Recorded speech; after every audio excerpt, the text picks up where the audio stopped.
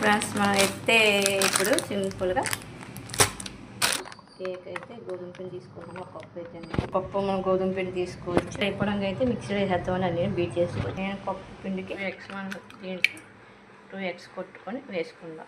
Butter వేసేసుకున్నాం. మనకి oil అయితే ఆయిల్, బటర్ అయితే బటర్ ఏదో ఒకటి వేసుకోవచ్చు.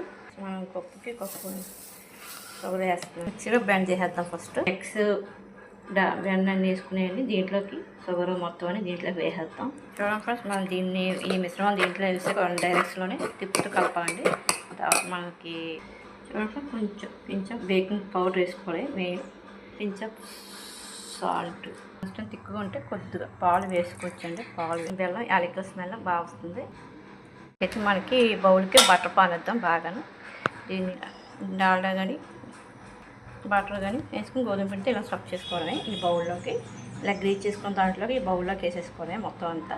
దీంట్లో వేసుకుని మనం ఇలా ట్యాప్ చేసుకొని 2 times పెట్టుకుంటే ఏదైనా ఉంటే పోతుంది. ఏదంతా బిర్యానీ గిన్నె పెట్టుకుని మనకి ఇలా ఓవెనే కాకుండా జస్ట్ మనం ఇంట్లో కూడా మనకి ఈ విధంగా వచ్చింది.